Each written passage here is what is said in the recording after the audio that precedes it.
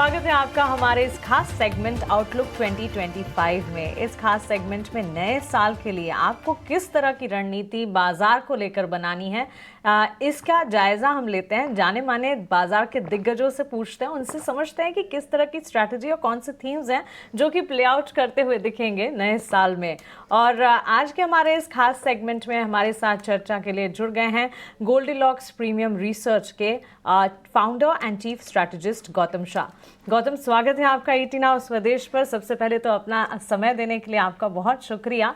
And yes, आप हमारे इस खास सेगमेंट का हिस्सा बने हैं, तो सबसे पहले तो बाजार पर ही आपका आउटलुक और यस फॉरवर्ड लुकिंग आउटलुक ही बताइएगा गौतम, क्योंकि देखिए छोटे मोटे पॉजेस ले रहा है बाजार। माना कि साल के कुछ आखिरी सेशंस बचे हैं, लेकिन इन पॉजेस को कितना पॉजिटिव समझना चाहिए, क्योंकि देखिए जियोपॉलिटिकल कंसर्न्स है, उसके साथ इकोनॉमी के से जुड़े भी हालात, economic indicative actions, data points भी हैं जो कि कंसर्न्स है, लेकिन मार्केट पार्टिसिपेशन कम नहीं हो रहा है। कैसे देख रहे हैं मार्केट का आउटलुक 2025 के लिए आप?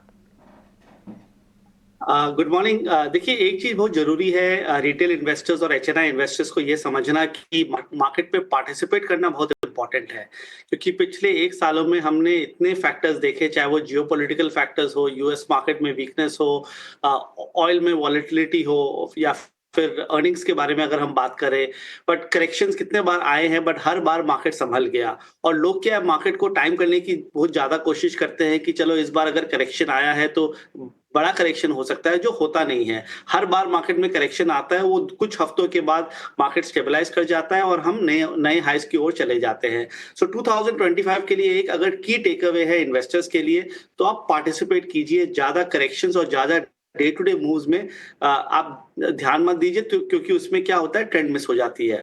बट अभी भी स्ट्रक्चर काफी सॉलिड है मार्केट का। आई थिंक अक्टूबर और अर्ली नवंबर में जिस तरह से करेक्शन हुआ, जिस तरह से मिड कैप्स और स्मॉल कैप्स में फॉल आया, और जिस तरह से मार्केट में अभी कमबैक आया है, मुझे लग रहा है कि ट्रेंड अभी भी सॉलिड है। और एक, जैसे मैं कहते आ रहा हूं कि अभी एक बैटल है between domestic money and economic headwinds, because GDP numbers हमने सब देखा। अर्निंग सीजन हम जनवरी में देखेंगे कि कैसा जा रहा है, और पूरे एक साल का व्यू देना एक्चुअली काफी डिफिकल्ट है, क्योंकि एक साल में ऐसे लग रहा है कि 4 साल एक साल के अंदर है।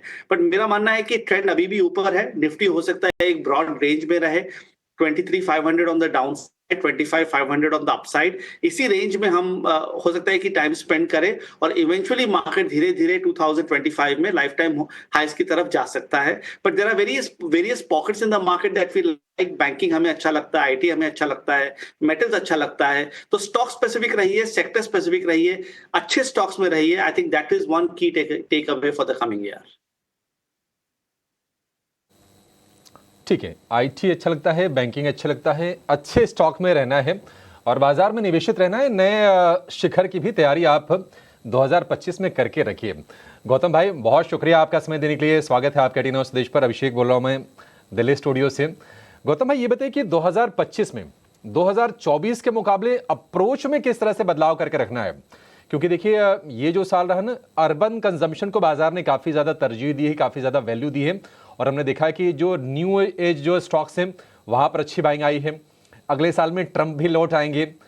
अप्रोच किस तरह से चेंज करना है, या फिर जो माइंडसेट अभी है ज़्यादा कुछ बदलाव करने की ज़रूरत नहीं है? नहीं, मार्केट का जिस तरह से डेटा निकल के आया है 6 हफ्तों में, लग रहा है कि थोड़ा सा अप्रोच चेंज करना पड़ेगा। क्योंकि हुआ क्या है कि market has move from growth to value. So जो high value high P stocks जो थे वो अंडर परफॉर्म कर रहे हैं। आपने देखा होगा एशियन पेंट्स हुआ, और ऐसे कुछ स्टॉक्स है, एचयूएल में क्या हो रहा है, या ऐसे कितने सारे स्टॉक्स है जो ग्रोथ हम लोग मानते हैं जहां पर अंडर परफॉर्मेंस है, और जो वैल्यू सेगमेंट है, जो वैल्यू सेक्टर है, उसमें ज्यादा आउट परफॉर्मेंस है। 2024 एक ऐसा साल था जहां पर हर तरीके के स्टॉक को हम लोगों ने नैरेटिव्स के बेसिस पे वहां पर बहुत बड़ी अप ट्रेंड आई। बट अब I think the men have been separated from the boys. इसका मतलब है कि हर तरह का स्टॉक चलेगा नहीं। जहां पर अर्निंग्स हैं और जहां पर अर्निंग्स विजिबिलिटी है, वो तरह के स्टॉक्स ही चलेंगे। और पिछले 2 सालों में आप कुछ भी स्टॉक लेते तो आपका पैसा बन रहा था बाजार में। अब लग रहा है यहां से अगर आप दिसंबर 25 के बारे में बात करें, तो हर तरीके के स्टॉक में पैसा नहीं बनेगा। आपको टॉप स्टॉक्स में रहना है। हर सेक्टर के आप टॉप 3 और 4 नेम्स में रहिए, वहां पर आपको आउट परफॉर्मेंस मिलेगी। So I think that is one key message, कि जो रिलेटिवली वेल प्राइस स्टॉक्स है वैल्यूएशन के हिसाब से, उनमें रहना है, और हाई वैल्यू स्टॉक्स में नहीं रहना है। तो हाई वैल्यू काउंटर्स को फिलहाल अवॉइड करें। गौतम जी नमस्कार, सृष्टि बात कर रही हूँ। मुझे पता था कि आप मेटल पे अपना जो पॉजिटिव स्टैंड है उसके बारे में जिक्र करेंगे, पर अगर गौतम जी पूरे साल को देखें तो निफ्टी मेटल इंडेक्स ने जी हाँ आउट परफॉर्म ज़रूर किया है निफ्टी 50 को, पर ख़ास तौर से कोई बेस कमोडिटीज़ आप हाईलाइट करना चाहेंगे जहां पर ख़ास तौर से नज़र रखनी चाहिए, क्योंकि ये साल देखे तो देखिए क्या ज़बरदस्त मूव्स जो है हमने गोल्ड में आते हुए देखे, अन्य कुछ बेस कमोडिटीज़ भी जो है थोड़ा सा अच्छा परफॉर्म करी हैं, पर साल 2025 के लिए कोई ऐसी कमोडिटी जहां पर ख़ास तौर से फोकस रखना चाहिए जो कि बोल्ड कॉल आती हुई दिखेगी आपकी तरफ से, कोई ऐसा पॉकेट है? देखिए, मेरा तो अभी भी मानना है कि मेटल्स इंडेक्स 2025 में नए हाइस की ओर जाएगा और वहां से भी बड़ी तेजी यहां से दिख सकती है। इनफैक्ट आई फील कि 20 से 25% की तेजी मेटल्स इंडेक्स में आ सकता है, और अगर वो होता है तो आप सोचिए स्टॉक्स में 30 से 40% की मूव आ सकती है। Now this is very big, क्योंकि इंडेक्स में हम 10% की तेजी से ज्यादा देख रहे नहीं है। सो मेटल्स इंडेक्स में हमें लगता है कि बड़ा मूव आएगा। सो सारे जो टॉप स्टॉक्स है, जो हमारे फेवरेट्स है, JSPL, JSW steel, Vedanta, Hindalco, हमें लगता है कि सब आउट परफॉर्म करेंगे। तो मेटल्स एक ऐसा सेक्टर है जिसमें ध्यान रखनी चाहिए, जहां पर ओवरवेट रहना चाहिए। और चाइना से जो न्यूज फ्लो आया है पिछले 2-3 हफ्तों में, मेरे हिसाब से वो पूरे स्टांस को हमारा और सॉलिडिफाई करता है। तो इसीलिए मेरा मानना है कि मेटल्स अच्छा करेगा। गोल्ड और सिल्वर हमारा वैसे भी लास्ट 2-2.5 साल से फेवरेट रहा है, और मुझे लगता है कि वहां पर भी अप ट्रेंड जारी रहेगी। पिछले 1-1.5 महीने में गोल्ड और सिल्वर एक रेंज में चले गए, बट आई थिंक ये एक नॉर्मल सी कंसोलिडेशन है। इस कंसोलिडेशन से वो अगले 1-1.5 महीने में निकलेंगे, और मुझे लग रहा है कि इस साल 2025 में गोल्ड $3000 तक टेस्ट कर सकता है और सिल्वर $40 टेस्ट कर सकता है। तो यहाँ से 15 से 20% की तेजी हमें गोल्ड और सिल्वर में दिखती है। तो अगर आप इक्विटी मार्केट्स में ओवर वैल्यूड स्टॉक्स में अगर आप प्रॉफिट बुकिंग कर रहे हैं, तो आप गोल्ड और सिल्वर में टॉप अप कीजिए। आई थिंक उसका ट्रेंड अभी कहीं नहीं जाने वाला। That's actually a bold view on metals as well as precious metals. Gautam, आपने एक बात कही कि market is move from growth to value, और इसी के चलते हर कैटेगरी या हर स्पेस के ग्रेड ए स्टॉक्स पर नज़र होनी चाहिए। पॉजिटिव जो हर सेगमेंट में बढ़िया स्टॉक्स या पहले 3 अच्छे स्टॉक्स नज़र आ रहे हैं, स्ट्रॉन्ग स्टॉक्स नज़र आ रहे हैं, स्क्रिप्ट्स नज़र आ रहे हैं, उन पर नज़र होनी चाहिए। Does that apply for IT as well? And if yes, IT में मिड कैप आईटी प्लेयर्स और साथ ही लार्ज कैप्स पर आपका नज़रिया, बिकॉज नवंबर एंड दिसंबर दोनों ही महीने की अगर बात करें, बाजार में वॉलिटिलिटी थी, लेकिन आईटी ने बेहतरीन तरीके से सरप्राइज किया है। हाँ जी, आई थिंक जब यूएस प्रेसिडेंशियल इलेक्शंस हुआ, आई थिंक उसके वर्डिक्ट के बाद अगर आप देखेंगे तो IT stocks in India have started to do well, और आईटी इंडेक्स अभी 46,000 के आसपास है, जो इसका लाइफ टाइम हाई है। और मुझे लगता है कि यहाँ से वो धीरे धीरे 50,000 की तरफ चला जाएगा। लार्ज कैप आईटी में तो काफी कंफर्ट है, मार्जिन ऑफ सेफ्टी काफी अच्छा है। देखिए, 2025 में ये मत सोचिए कि कितना रिटर्न बनेगा, ये देखिए कि आप कितने सेफ है उस स्टॉक्स में, क्योंकि अगर आप स्टॉक्स में सेफ रहेंगे तो रिटर्न तो बन ही जाएगा अगर आप पार्टिसिपेट करते हैं। तो सारे जो टॉप स्टॉक्स है आईटी इंडेक्स में, लेड बाय टीसीएस, जो हमें अच्छा लगता है, और मुझे लगता है कि यहाँ से 1000 रुपए की तेजी टीसीएस में धीरे धीरे आ सकती है।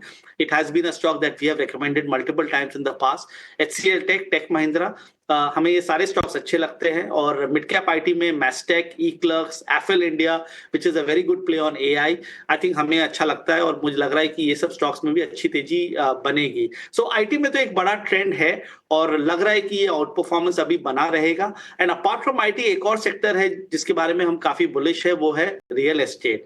रियल एस्टेट में अगर आप डीएलएफ को देखें, लोढ़ा को देखें, शोभा डेवलपर्स को देखे, गोदरेज प्रॉपर्टीज, ओबरॉय रियलिटी, काफी अच्छे ट्रेंड्स हैं। मुझे लग रहा है कि इंडिया के लिए रियल एस्टेट एक स्ट्रक्चरल स्टोरी है, तो 2025 में भी यहां पर अच्छी रिटर्न्स बननी चाहिए।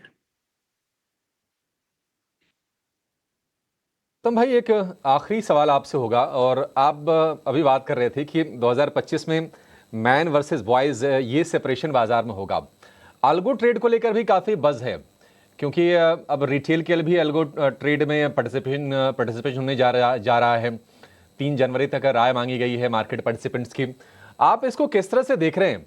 हालांकि अभी मोडस ऑपरेंडी क्या होगा, मॉडलिटीज, उस पर काम करना भी बाकी है, लेकिन आपको लगता है कि एक बड़ा डायनामिक चेंज आने जा रहा है या ट्रेडिंग के स्टाइल में?